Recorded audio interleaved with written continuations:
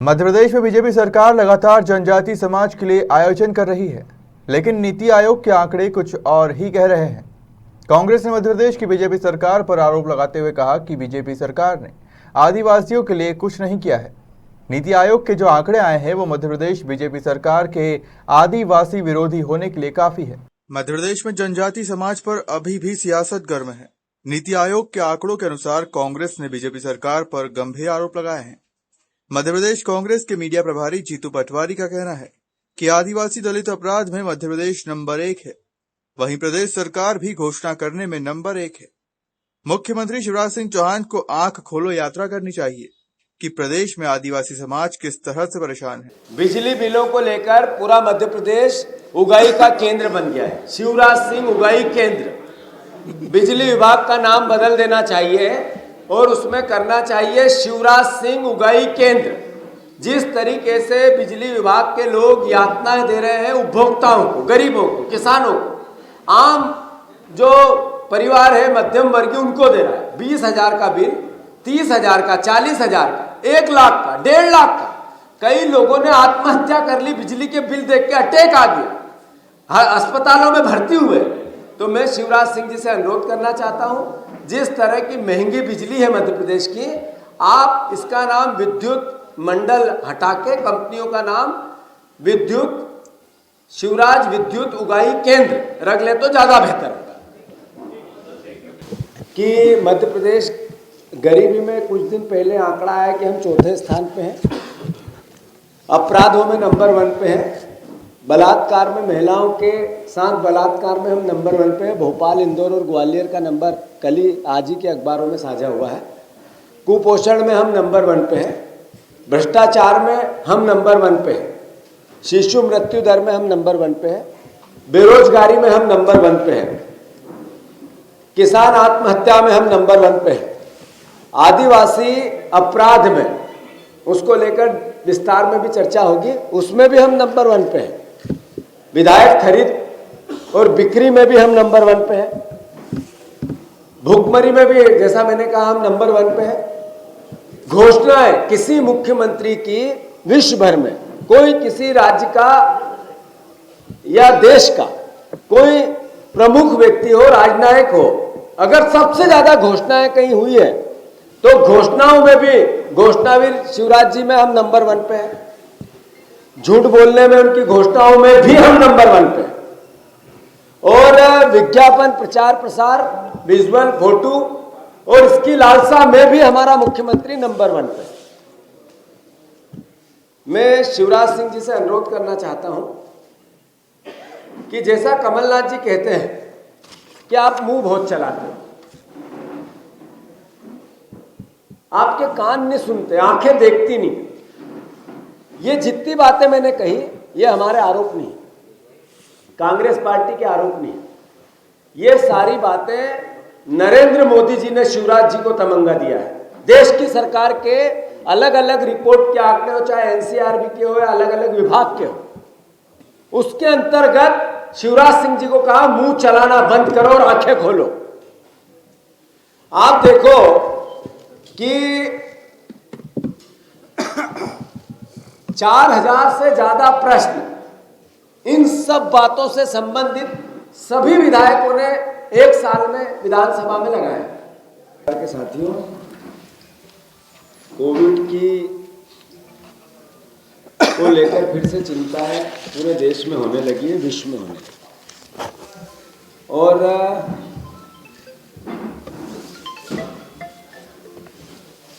नवंबर दिसंबर में इसके संकेत मिलने लगते हैं और मार्च अप्रैल तक ये पीक पकड़ती है। मध्य प्रदेश सरकार की भी तैयारी है, देश की सरकार की भी तैयारी है। हमारे मध्य प्रदेश के जैसा कमलनाथ जी कहते हैं मुंह चलाने वाले मुख्यमंत्री कि एक मंत्री ने कहा ताबीज बंधवा लेना। आप लोगों ने ताबीज बंधवा लिया? आप लोगों ने ताबीज बनवाया नहीं हो तो शिवराज जी की सरकार की नई पहल है ताबीज बनवाने की पहल। तो कोविड की तीसरी लहर से बचने के लिए शिवराज जी का ये सरकार का, उनके मंत्री ने कहा यानी मंत्रिमंडल का निर्णय होगा, शिवराज जी की सहमति होगी, उन्होंने उसको नकारा भी नहीं।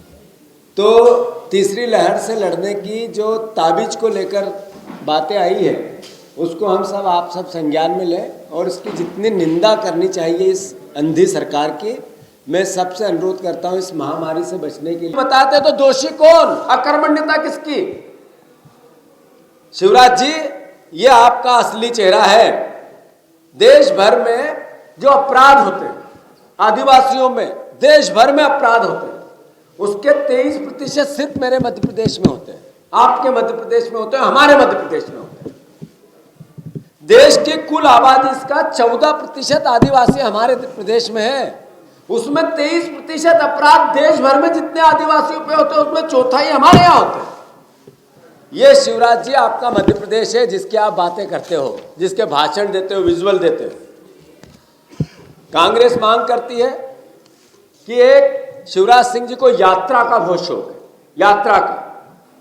अगर आप में सच्चाई हो, थोड़ी मर्यादा बची हो और आप कहते हो कि हम झूठ बोल रहे हो और आप सच हो, तो एक आंख खोलो यात्रा आपको करनी चाहिए मध्य प्रदेश में, और खासकर उस 10 जिलों में जहां आदिवासी बहुल है। आंख खोलो यात्रा, और उसमें एक प्रदर्शनी लगानी चाहिए शिवराज जी की घोषणाओं की कि मैंने इन जिलों में ये घोषणाएं की थी और इतनी पूरी हुई और इतनी नहीं हुई।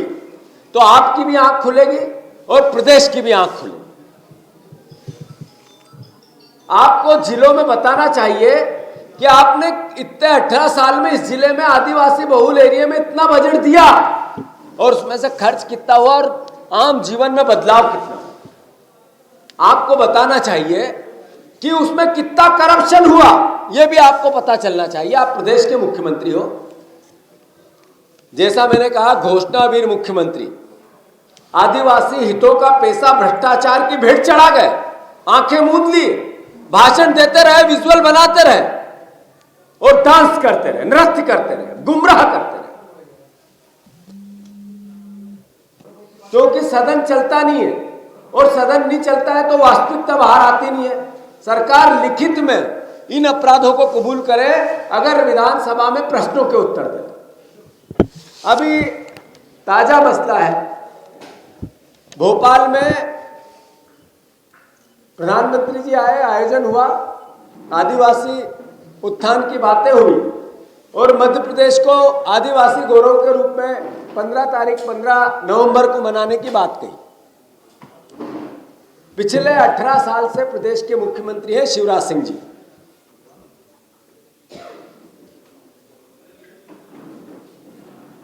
प्रधानमंत्री जी ने जितने तमंगे उनको दिए उसके ताजा बातें, एनसीआरबी की जो रिपोर्ट आई, जैसा मैंने कहा कि गरीबी में हम चौथे नंबर पे आए ही, 1/3 आबादी हमारी गरीबी रेखा से नीचे चल रही है, जो ताजा रिपोर्ट है। और प्रदेश में 37% आबादी बिल्कुल गरीब है।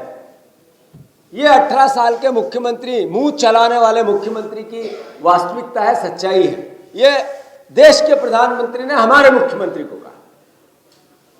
मैं धन्यवाद देता हूं नरेंद्र मोदी जी को कि कम से कम इनके चेहरे पर सरकार। गौरतलब है कि जीतू पटवारी ने बीजेपी सरकार पर आरोप लगाते हुए कहा कि 18 साल की बीजेपी सरकार ने आदिवासियों के लिए जो योजनाएं कांग्रेस ने शुरू की थी वो बंद करने का काम किया है। भोपाल से उमेश यादव की रिपोर्ट।